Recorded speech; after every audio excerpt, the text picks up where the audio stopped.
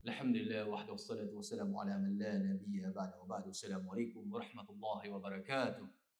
Alhamdulillah, una sa lahat, purihin natin ang nag-iisang Diyos na tagapaglikha na binigyan tayo muli ng pagkakataon na magkasama-sama at maisagawa natin ang ating mga obligasyon bilang mga mananampalataya, walang iba kundi ang salah. Alhamdulillah. At imagine, pinili tayo ni Allah sa dami-dami ng mga tao sa labas, ay pinili tayo ni Allah upang makasamba sa Kanya. Isa ito sa napakalaking biyaya mula kay Allah subhanahu wa ta'ala. Hindi lingid sa kaalaman ng iba sa atin na kung saan mga nangyayari ngayon sa paligid natin. Kung saan dumating mga bagyo, wala sa Cebu, nakaraan, no? Almost yung 6.9 yung earthquake, no? Tumama sa Lindol, subhanallah. Ngayon dito sa atin, ito, sunog. Nakaraan, sunog. Allahu Akbar.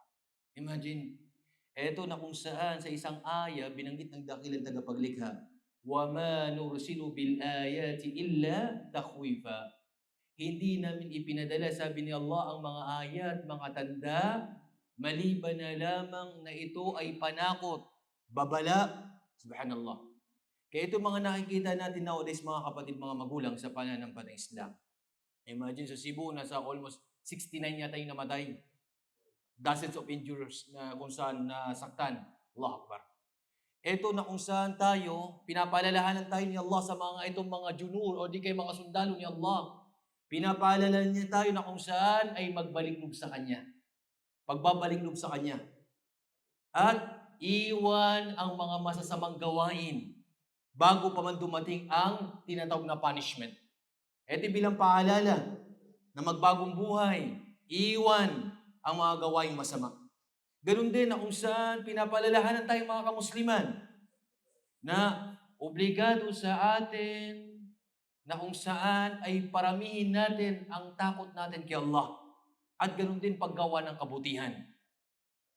At ito'y biyaya mula kay Allah sa mga mananampalataya. Pinapalalahanan ka bago pa man dumating sa iyo ang real punishment sa libingan mo, ito bilang paalala sa iyo ni Allah na makapagbaliklog ka sa Kanya. Kaya mga kapatid, mga magulang sa pananampalatayang Islam, panatilihin natin ang pagsamba kay Allah, panatilihin natin ang paggawa ng kabutihan, iwasan natin kung ano man mga bagay na pinagbawal ni Allah nang sa ganun, tayo may magtatagumpay o tayo magtatagumpay sa mundong ito, sa libingan natin hanggang sa kabilang buhay. Maraming salamat hanggang dito na lamang. Wa akhir da'wana alhamdulillahi rabbil alamin. Assalamualaikum warahmatullahi wabarakatuh.